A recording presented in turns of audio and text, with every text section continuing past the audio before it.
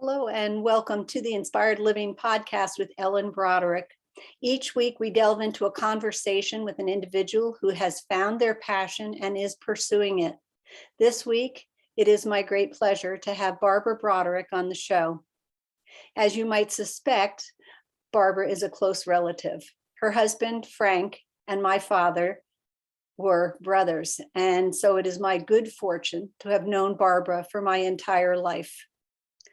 I know you will come away from this conversation understanding that Barbara is a remarkable person, deeply committed to her beliefs, yet open to learning new things and new perspectives.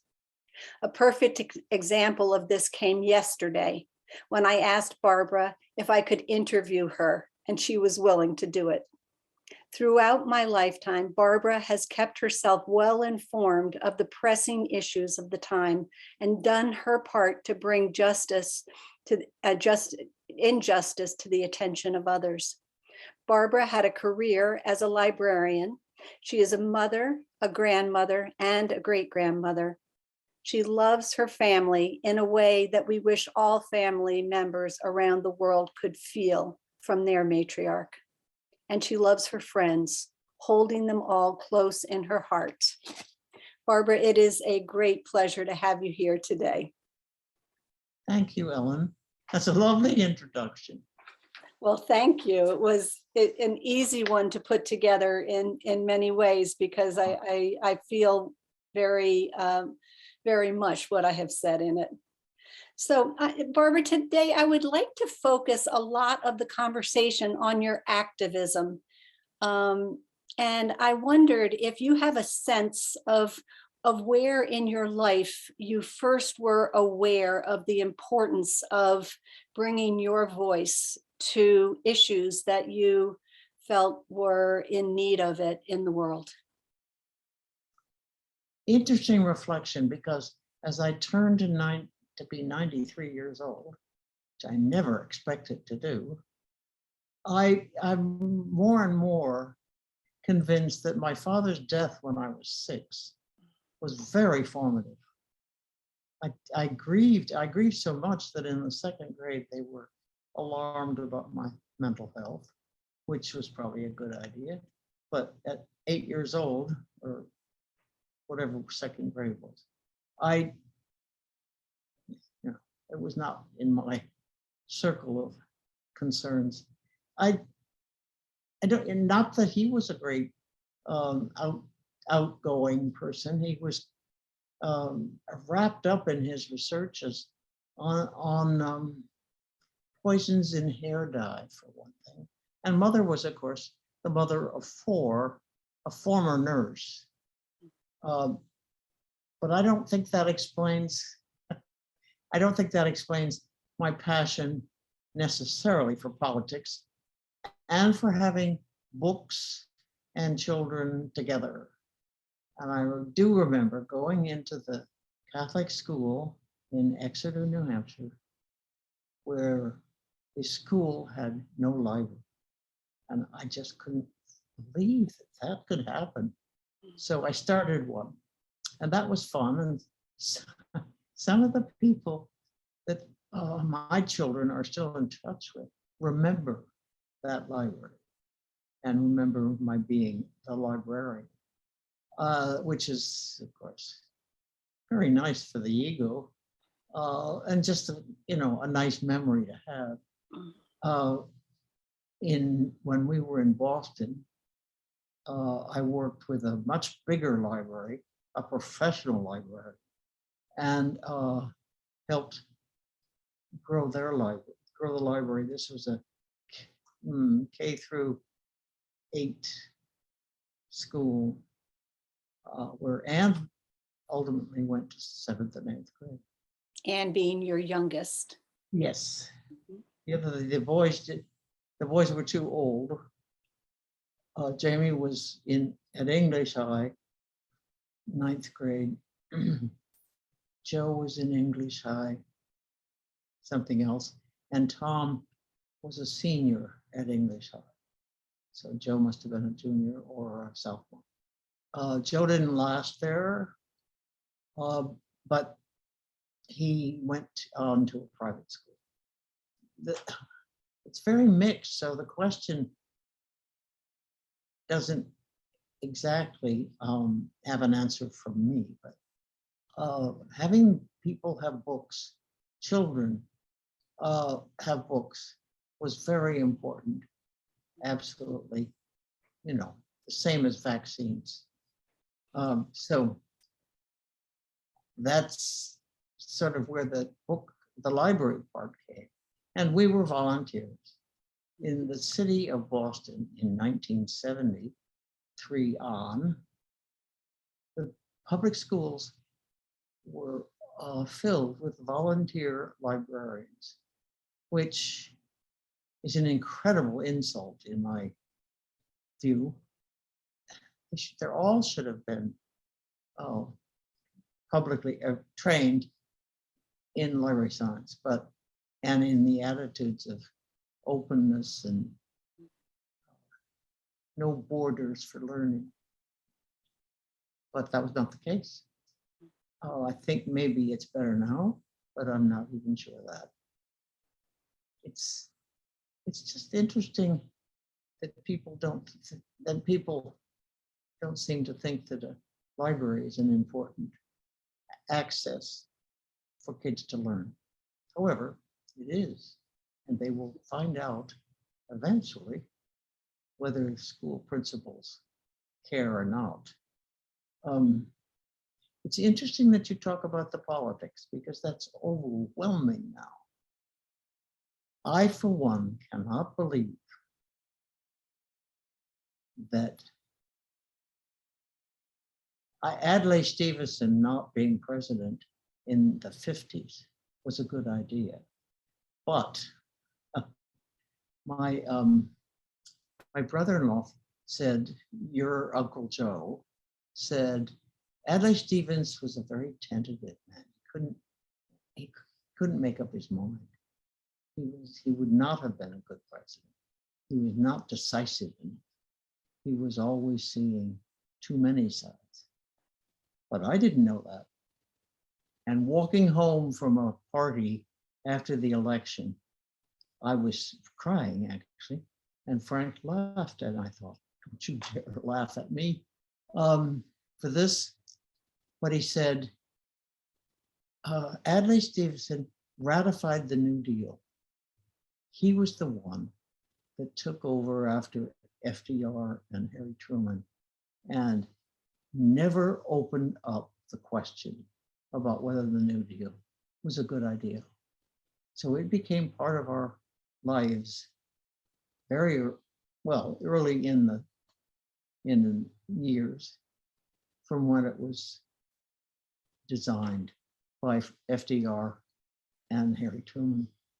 And I've always remembered that because I had a certain bias against military people being in charge of the civilian population.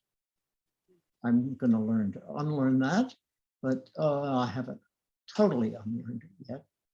But that actually set me on a path to be more curious about what both sides stood for.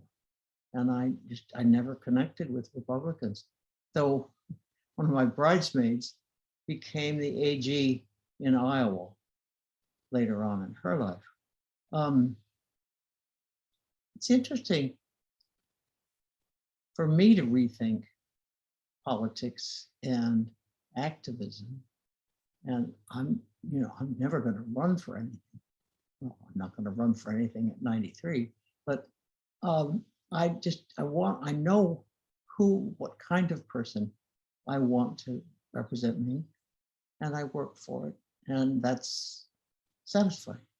And it gets in the town of Stratham, where I've lived for the last 50 years. This is Stratham, New Hampshire. Stratham, New Hampshire. I've learned to appreciate the people who give up so much of their time, because in New Hampshire, politicians don't get paid. Well, I think they may get $100. They probably get more now than they used to, but they weren't paid to go and make laws in Congress, in the state Congress.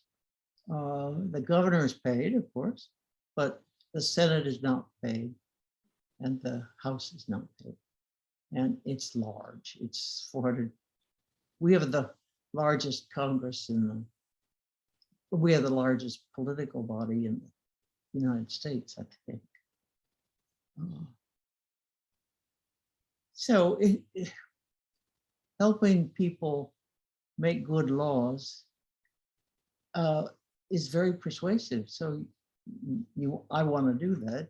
Everybody wants to do what they think will be the best Congress or Senate or governor. And we've been very lucky in New Hampshire because the Democrats have been very successful.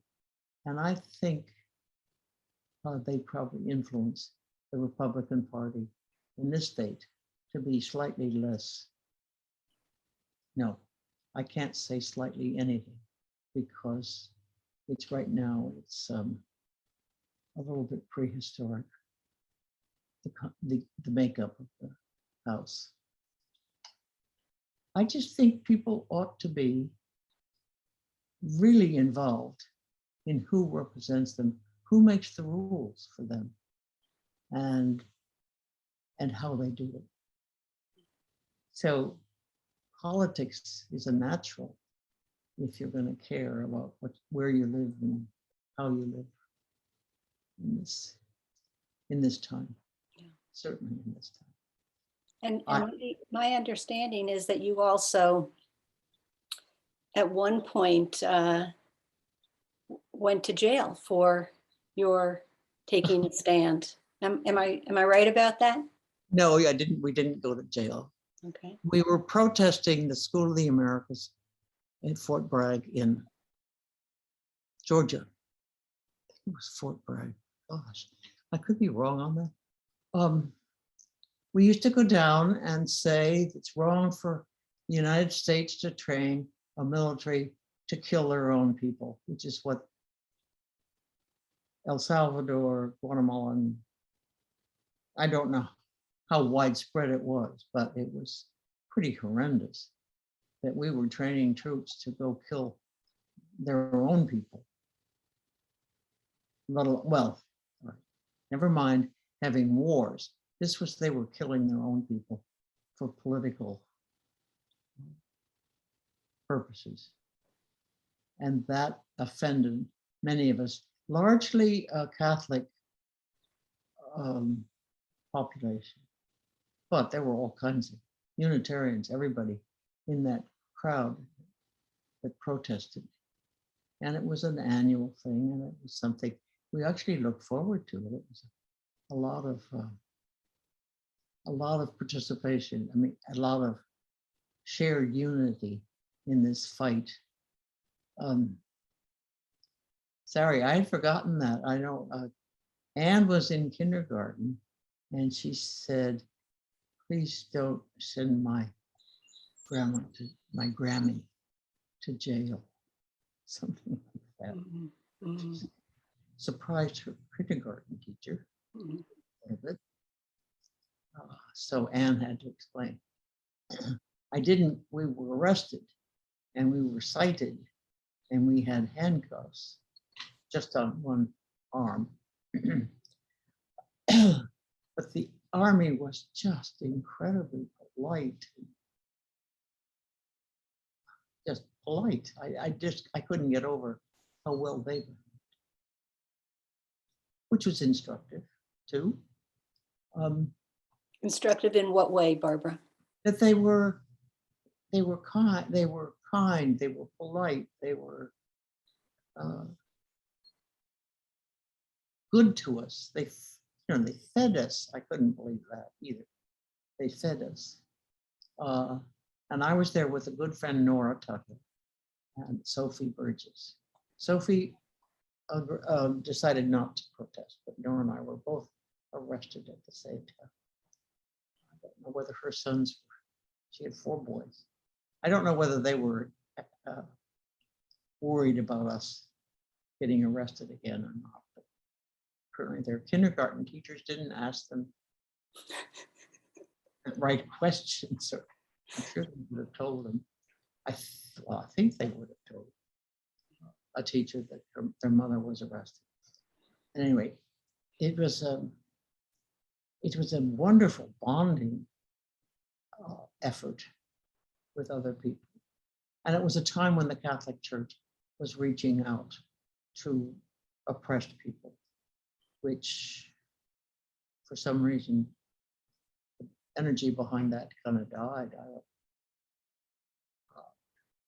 I'll have to publicly announce that I no longer think of myself as a Catholic. Certainly Catholic, born, brought up, trained, but right now they seem to be wrong on so many. The hierarchy seems to be wrong on so many things. Like, well, not all of them are wrong on gay people or other liberal things, but many of them are, and they're wrong about women. I told my pastor when John Paul II said women could not be ordained. I said, well, that's it. I'm cutting my donation to St. Michael's in half. And he said, well, okay. I mean, so be it. He wasn't offended by it. I mean, I think he might have been hoping that I didn't spread the word, but he didn't say anything like that. So anyway, I just think the hierarchy in the Catholic Church is locked into a different mindset.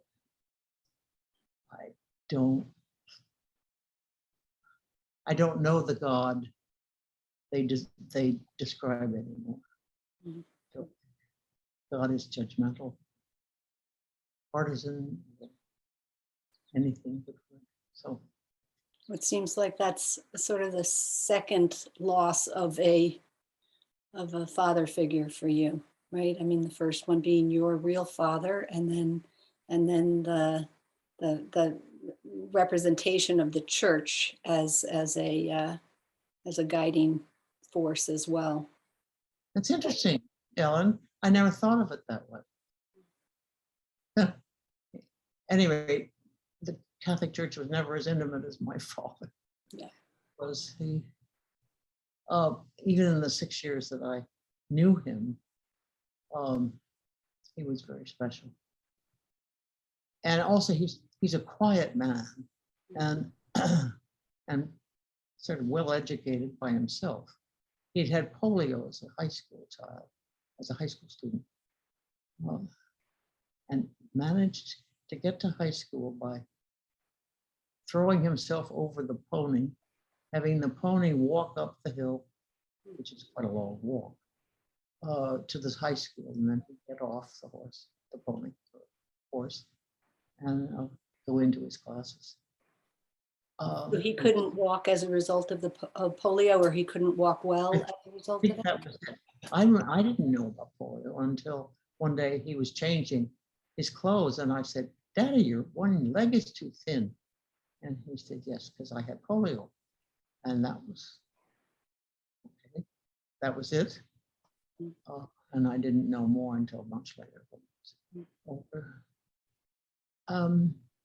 I don't know that life, that childhood, shaped a particular activist or a liberal politician.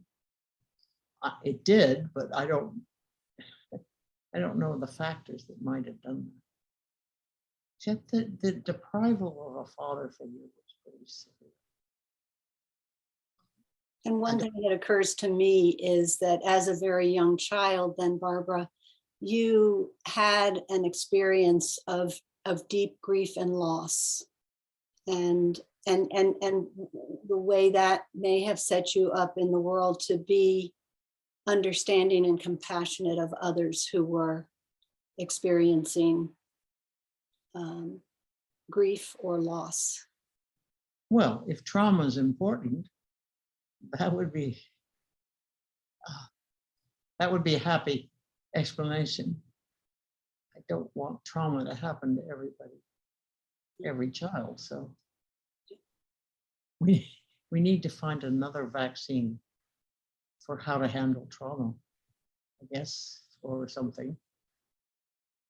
But it's very interesting how much I go back to those early. I can barely remember them, but they were so important and vibrant that I do remember them. On the other hand, I guess if having been married to Frank, I would have been a liberal in politics anyway. So because that was a family of great Democrats. All of them were your father, Uncle Joe, Frank. So I don't think that I don't think that's life shaped the politics necessarily. But I just, I can't believe what the people who voted for Trump, I can't believe what they believe.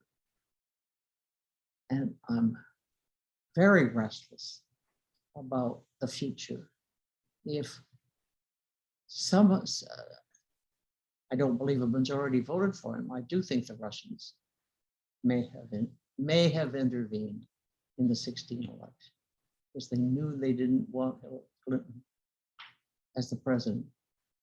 So it's very mysterious. I hope someday some historian will write the story of the 2016 election and find that the Russians diddled with our election after all. But I don't have a lot of hope for that. I think it's true, so I want it to be revealed. On the other hand, I won't be around, so at least I don't think I will be around. I can't believe that. I remember when I was 30 and somebody said, well, what's old age, Mummy? And I said, well, I don't know, 70 maybe? I thought, I'll never make it. And of course, no, my children are 70 or near it. And here I am, still talking to Ellen Broderick, my niece. So. Do you have a sense of what you're most proud of in terms of your life? And maybe this is political, maybe it's family, maybe it's other. What I'm most proud of? Mm-hmm.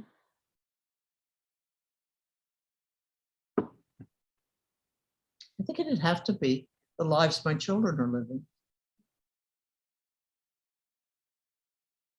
I'm not terribly proud of my own,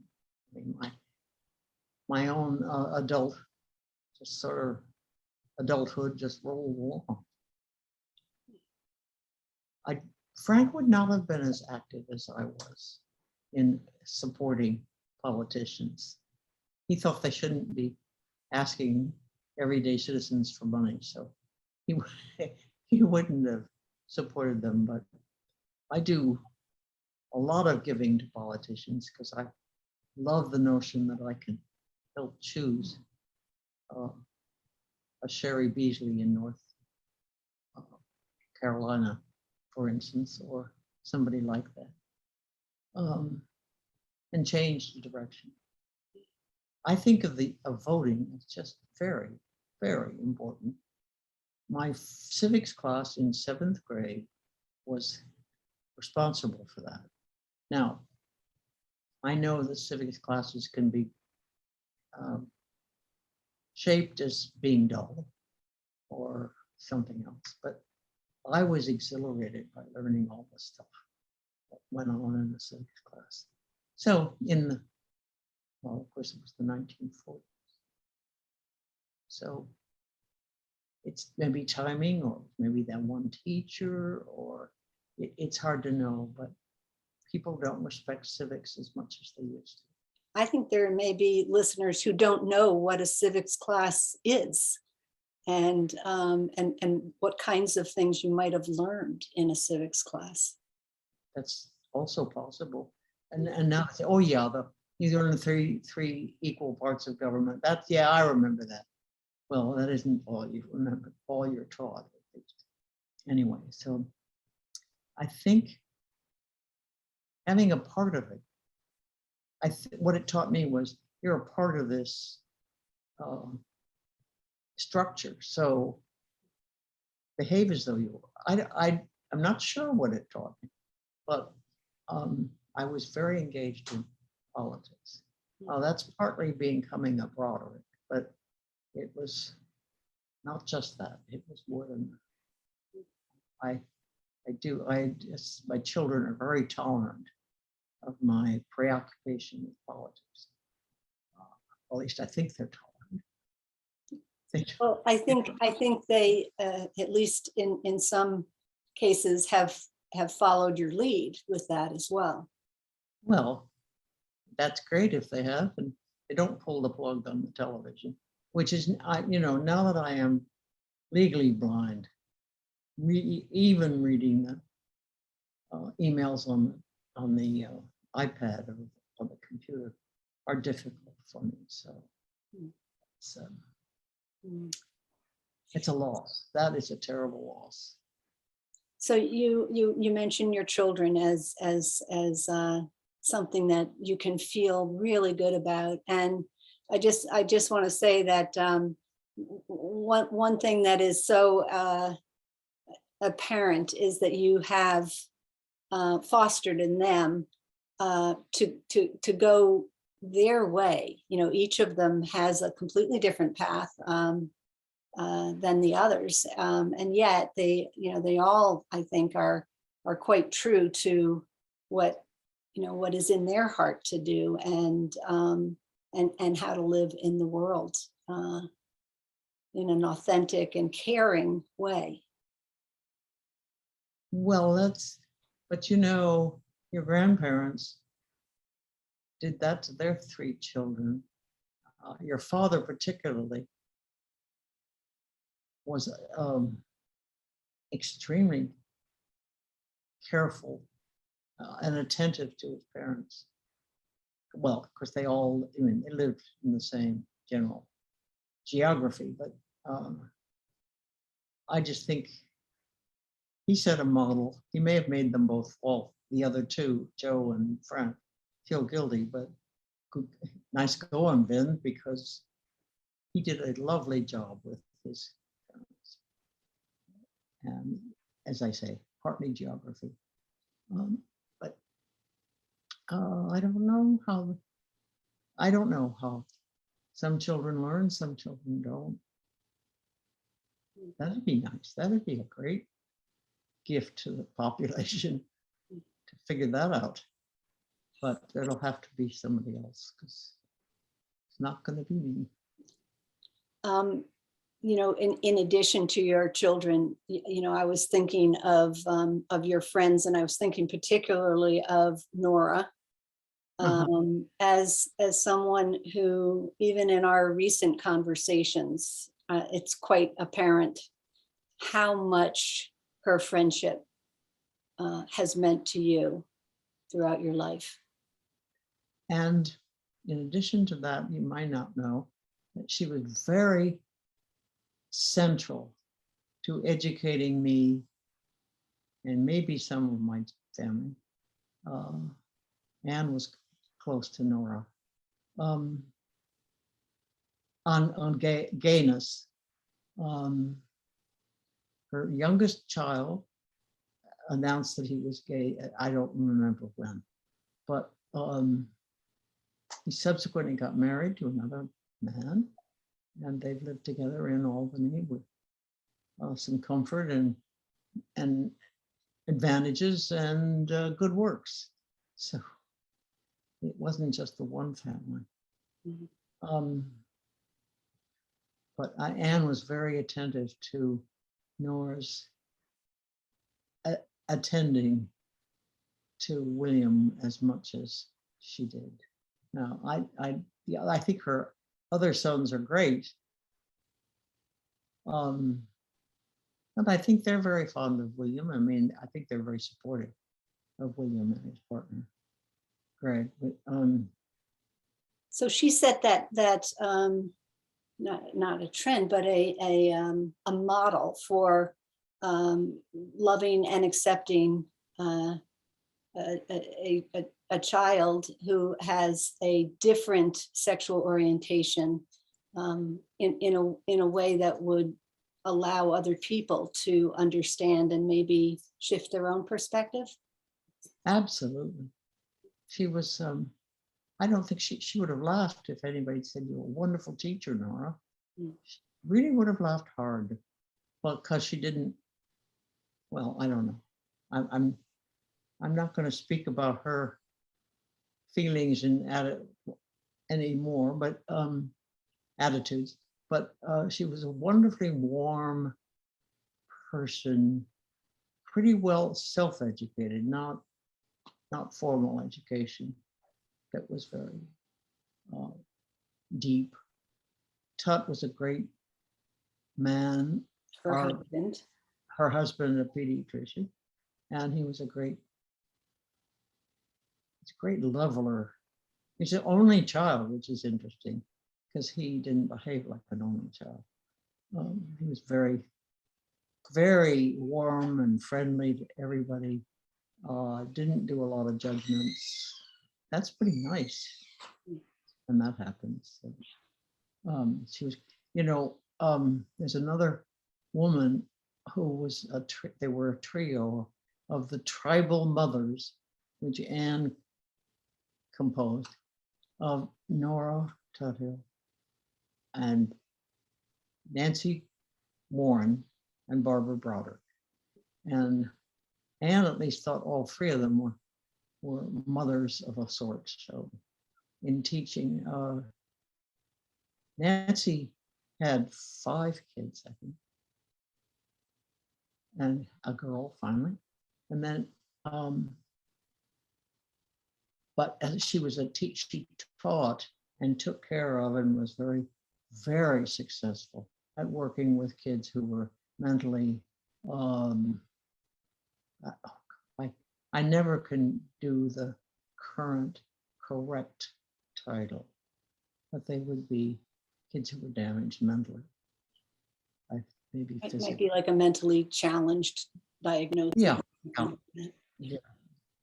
But, and I'm sorry, because that is not a favor of anybody, that I can't remember the current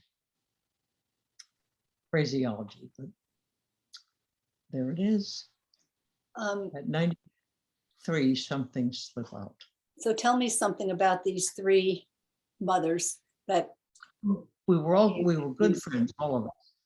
I was closer to Nora.